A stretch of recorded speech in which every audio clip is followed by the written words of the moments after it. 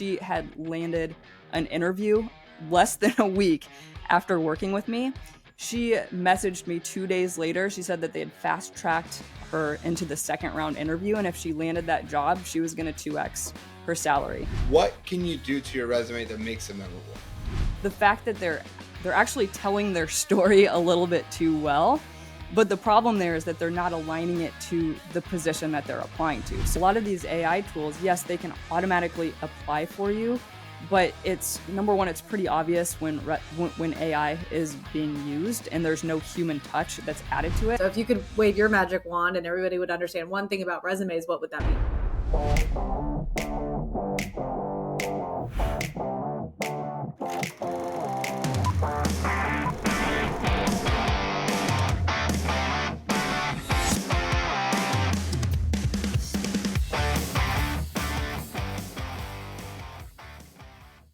Welcome back to the How to Get a Job podcast with Daniel Botero and myself, Ellie Hochman. We are so excited today. We have a resume assassin. That's what she calls herself. Her name is Mary Southern, and she is here with us to share with us a little bit more about her story, how she started the resume assassin business, and how she helps others optimize their resumes so that they can get more interviews. And so, Mary, thanks so much for being here. We're so excited to have you.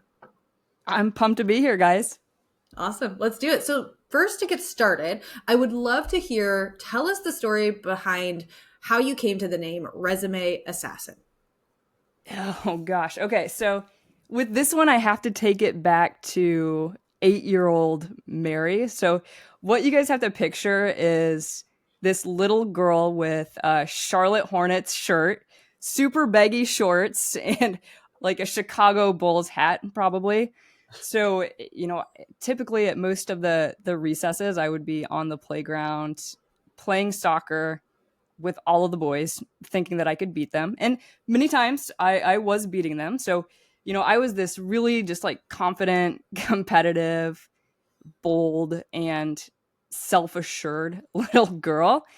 And, before I launched Resume Assassin in 2013, I did just a little bit of market research. And the first thing that I noticed was like nobody had a brand established in the resume writing space, guys. This was like back in 2013. Everything was really dry. It was really boring. I was like, oh my gosh, I need to bring some of that little girl into my branding. Because at the end of the day, what I wanted to do was write a resume for my client that made them walk away feeling really confident, really emboldened, and honestly just like really super excited to, embark in their job search. Very cool. Very cool. So why resumes though? Why not doing interviews or negotiations or clarity? Why the resume? I know that's like the $1 million question, isn't it? Because it's like, most people are like, they have this whole full suite of coaching services. And for me, it's like, I've always had this passion for job searching and for writing. So, I would say even as a little girl, I was this tough little girl, like beating up the boys on the soccer field, but then I would go home and I would be writing poetry in my room. And so when I graduated college and I first started applying to jobs, I think that I quickly realized that I actually loved the job search process more than the average person.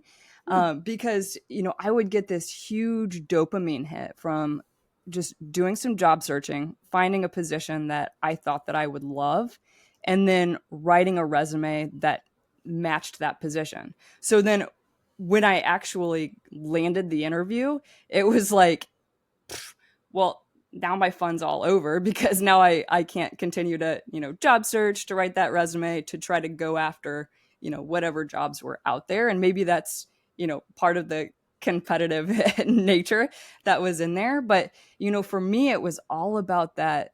It was all about the hunt, and it was all about writing and figuring out ways that I could really connect the dots and connect my background, my skills, my personality, my experience with the specific position.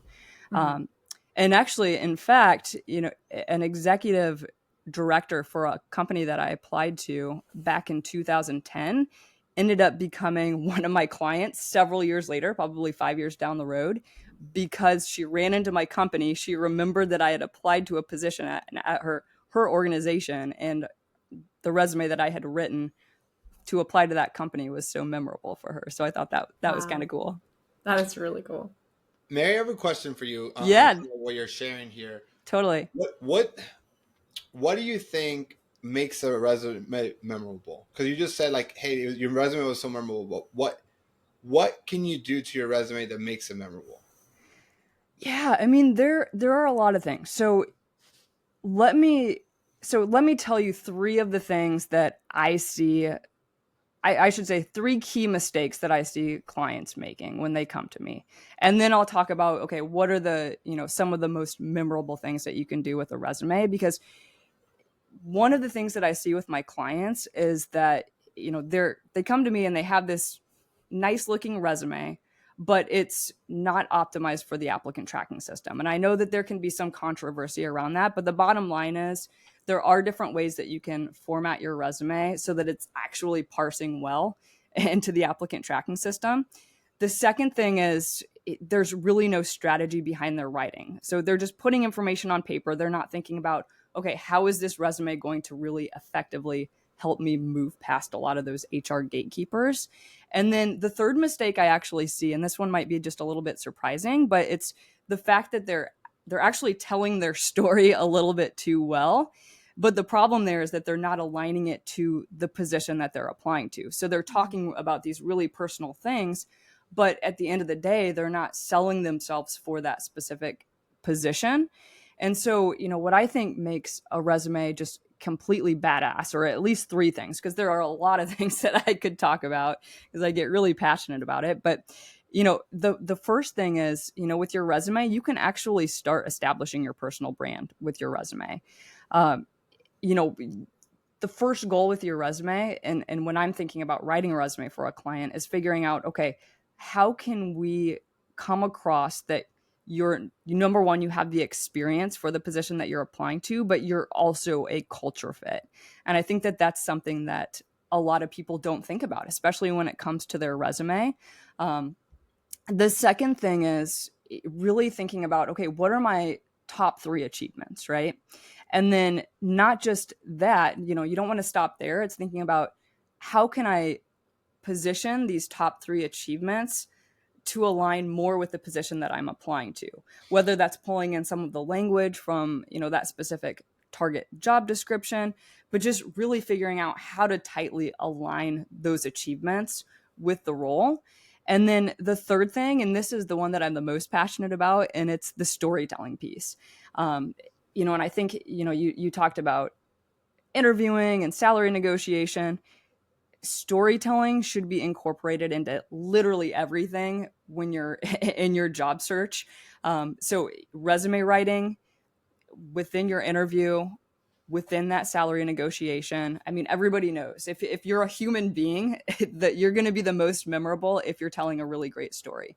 And so I think that's another thing that I would say.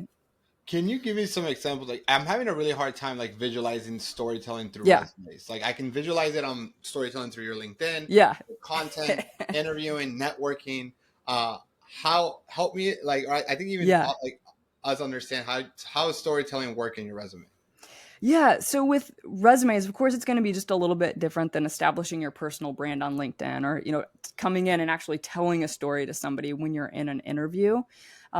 Storytelling in resume writing translates to achievements, right? So it's writing out your achievements in a way that very much aligns with the target job description. And so let me give you a specific example, because I had a client that came to me, it was probably 2 weeks ago now, and she had a degree like at an Ivy League school.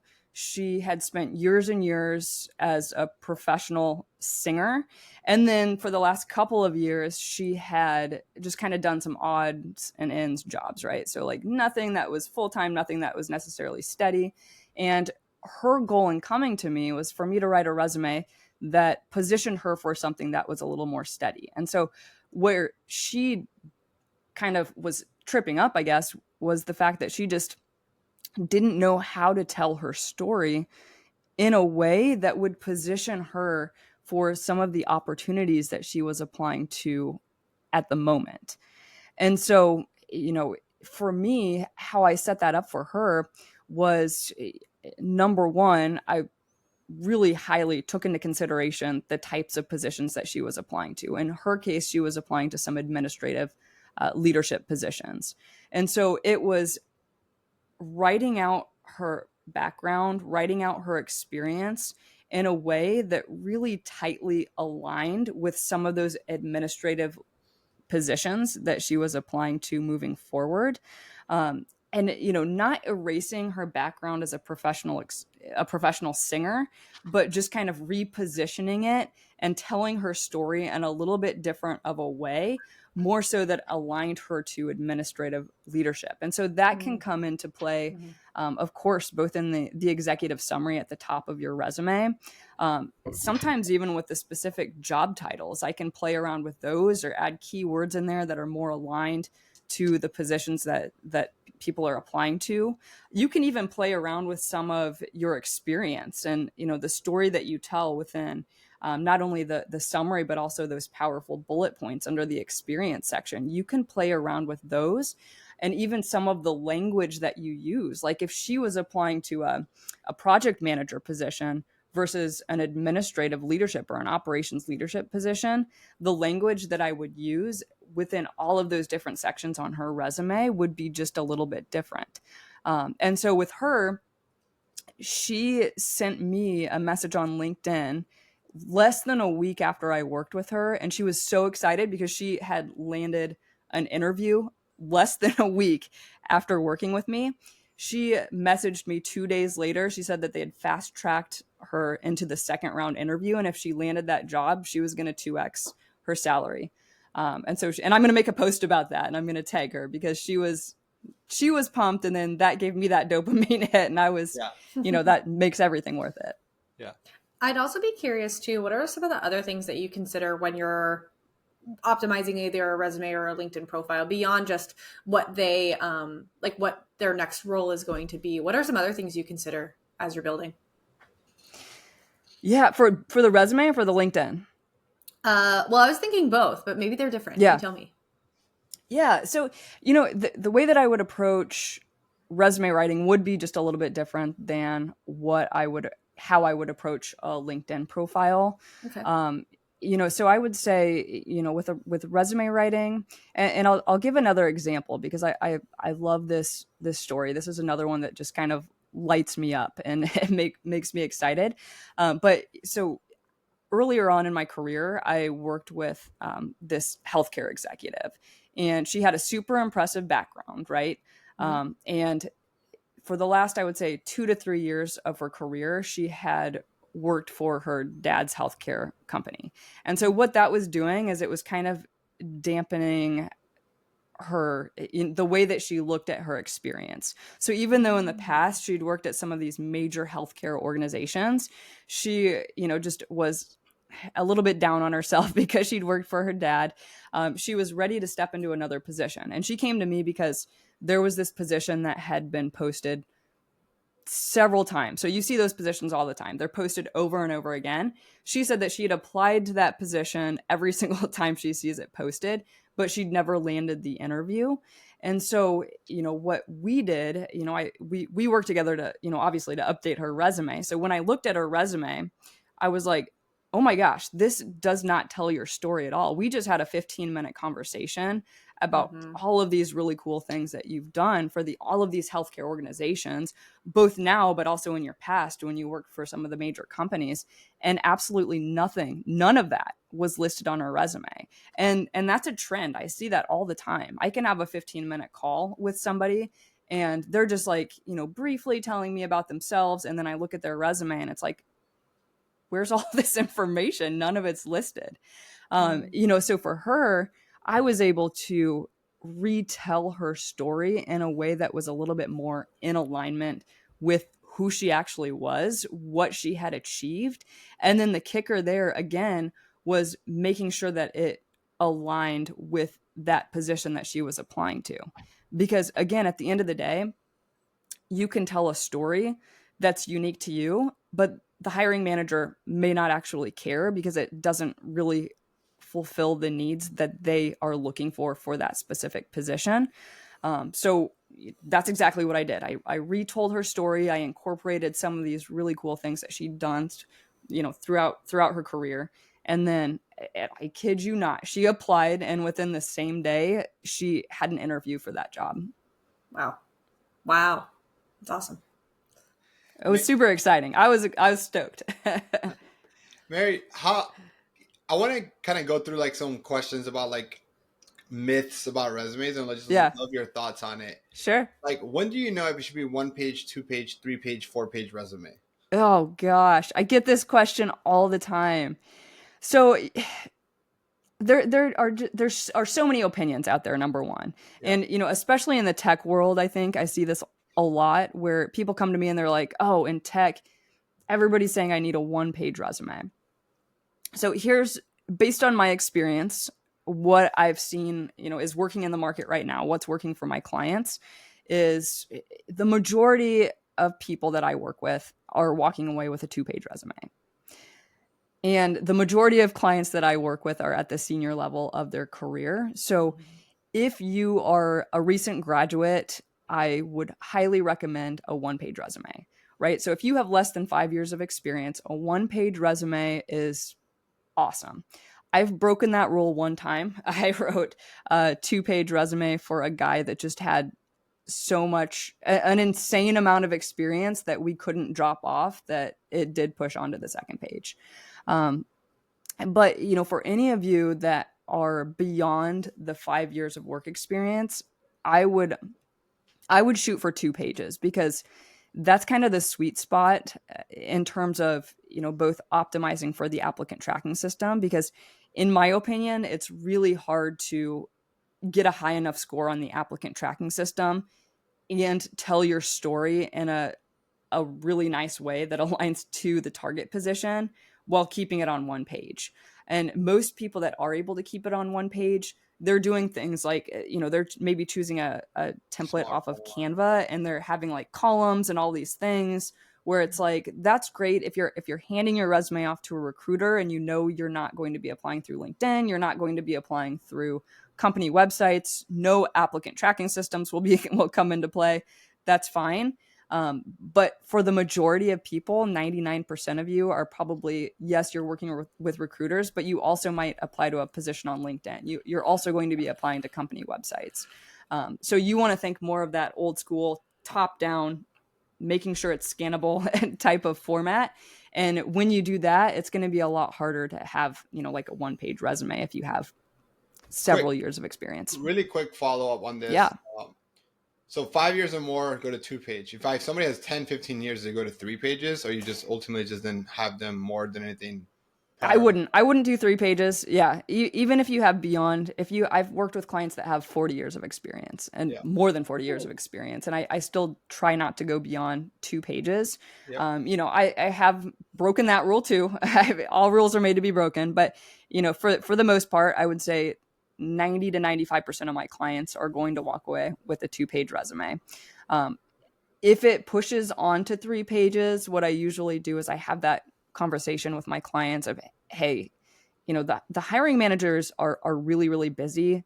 They may not even get a chance to read that 3rd page. So it's okay. And I have to have this hard conversation with clients all the time, where it's like, yes, you've had a 20, 30, 40-year career. We cannot list every single thing that you've done on your resume.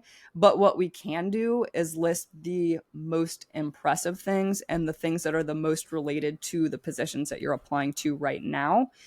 In a sense, just listing just enough information to be like, hey, I'm a badass, I'm a perfect fit, and to make that hiring manager want to call you in for an interview. And then you can dive as deep as you want into more of those details.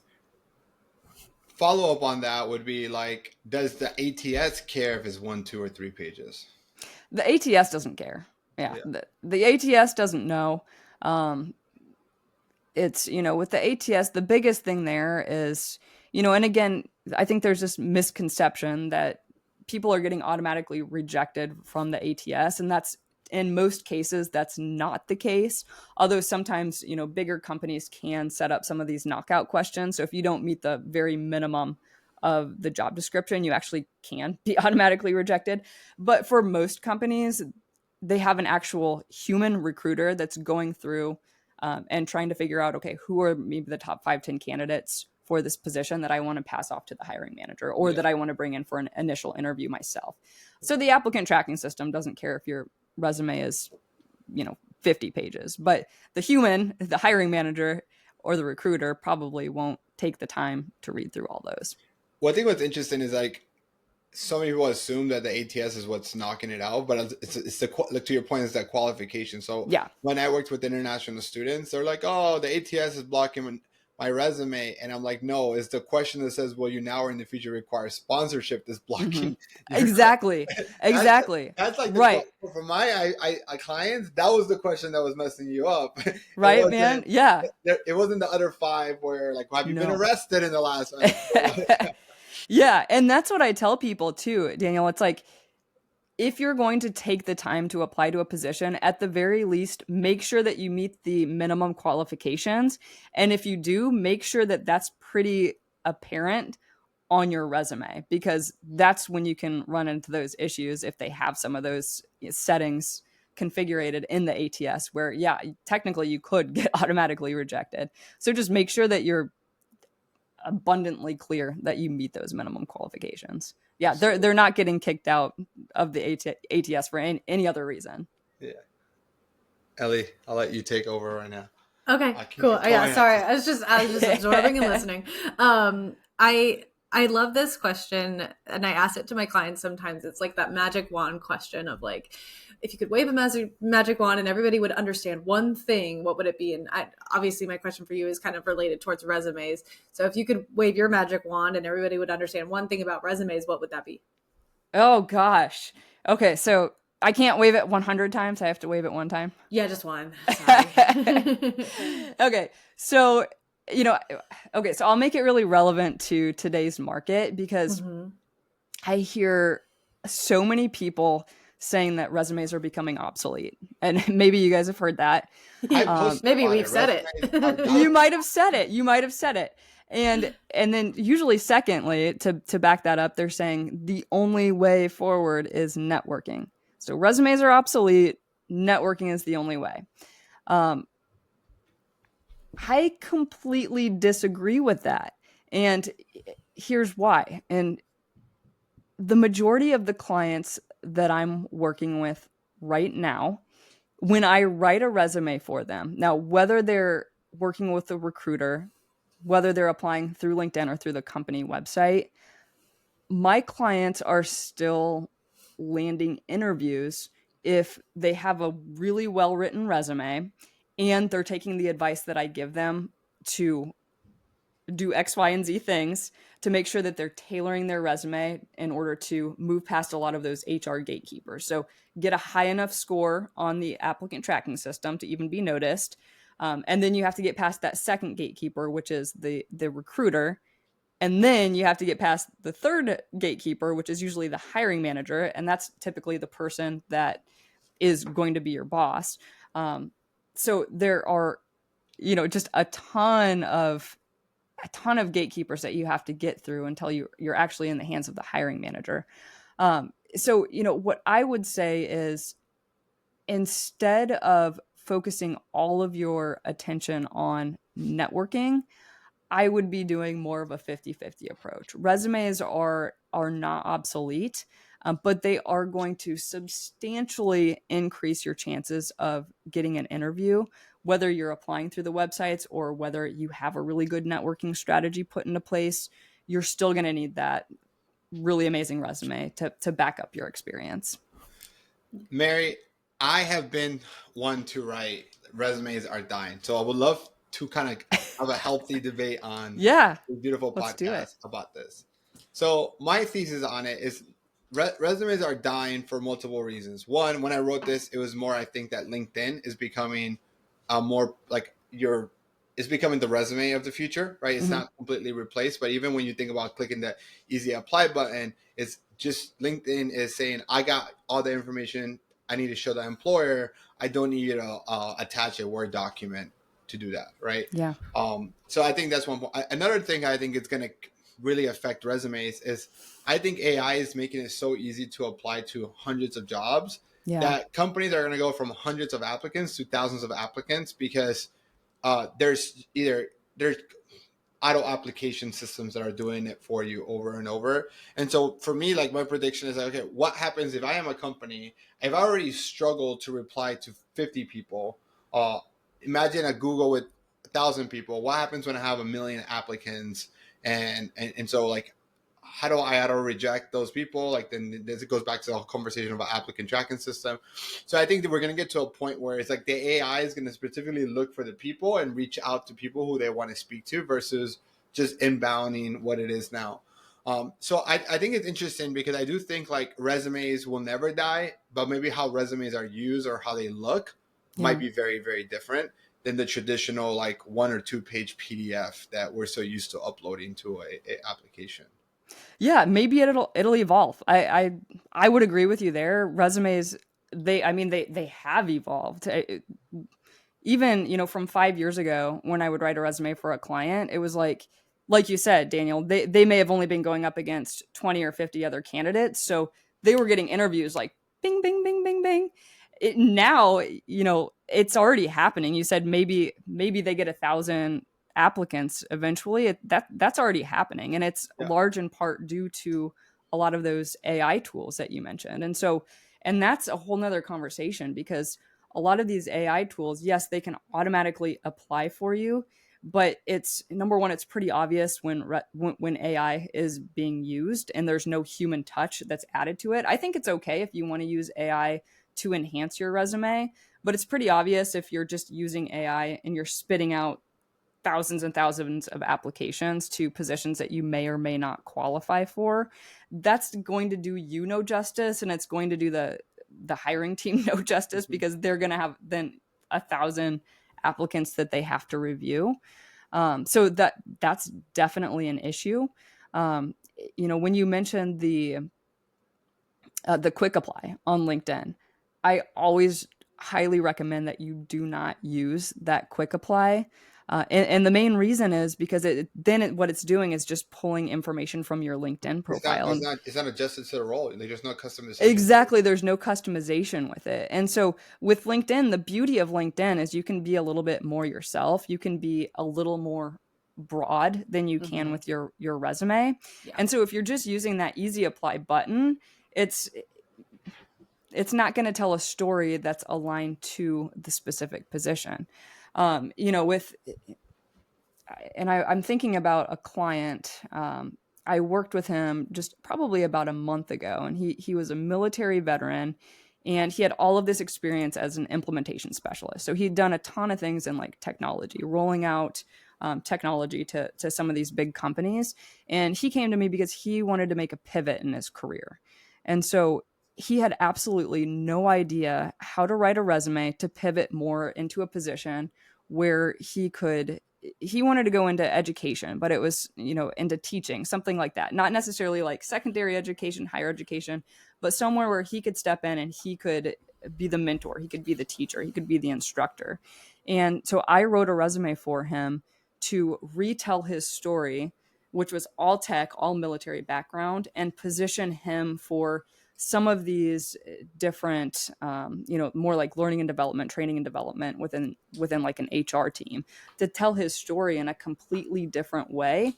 And I kid you not, within a week, he came back to me and he had an interview for one of the positions that I had tailored his new resume for. If he would have just applied with his old resume, if he would have used the quick apply using his LinkedIn profile, there's absolutely no way that he would have landed an interview. But because we were able to work together and to tell a completely different story and align it to that specific position, and then also play on all of these other strengths, because just having that military background, having that really highly technical background, and then marrying all of those things together in just a really strategic way and kind of presenting him in a cool way, that helped him land an interview. And I don't think he could have done that. And he told me he would not have been able to land that interview without that resume. So I don't think that they're dying, and I don't think that they ever will. But I agree. I think that there's a shift that's happening that we need to keep our eyes on really closely.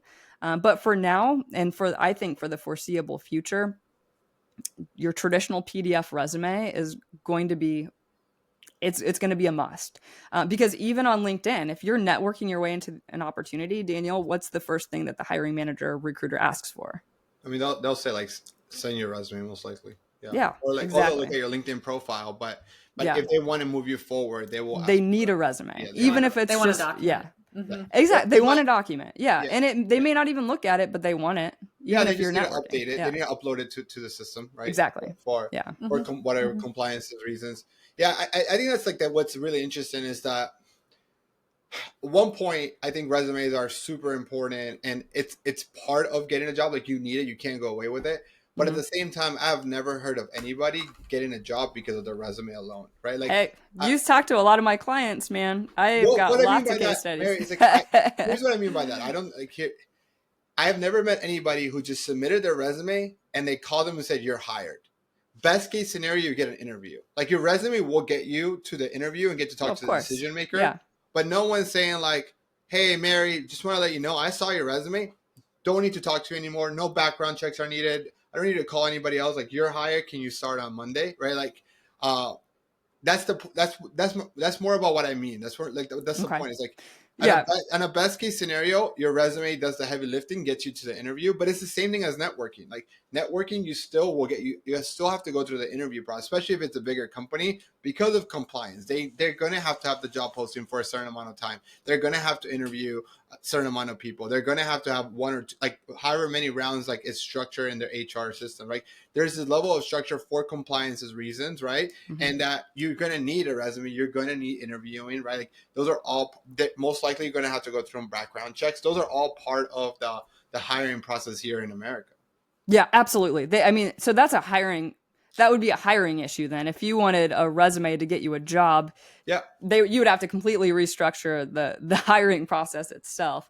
Yeah, my goal for my clients is to help them land an interview. Yep. And most of the clients that come to me, they're like, I can nail the interview. I just can't get an interview. Mary, it's crazy that it's already been 30 minutes. I know. It's gone so fast. As we wrap it up, anything, like, if people want to learn more about you and the services you provide, can you tell us a little bit more about that and where they can get a hold of you? Totally. Yeah. So you guys, I live on LinkedIn. It's Mary Southern. My company's name is Resume Assassin. So I offer one-on-one resume writing and LinkedIn optimization. So those are custom services. And then I also launched an AI enhanced career platform as well called Resume Sidekick. So check that out if you want a resume builder, interview prep, career coach, salary negotiation, all those things. Amazing. Cool. Mary, this has been awesome. Thank you so much. We will put a link to your LinkedIn as well as the Resume Sidekick. I think it's, what is it? Is it Resume Sidekick? Resume Assassin and Resume Sidekick. No, Resume Sidekick. So we'll put a link to all those things inside of the show notes. If you're listening to this and you find value in it, or maybe you know one person that is looking for a job and this advice can be helpful, please share them. Don't forget to leave us a review. Mary, you're awesome. Ellie, you're awesome. And catch you guys all on the next episode. Bye, everyone. Bye, y'all.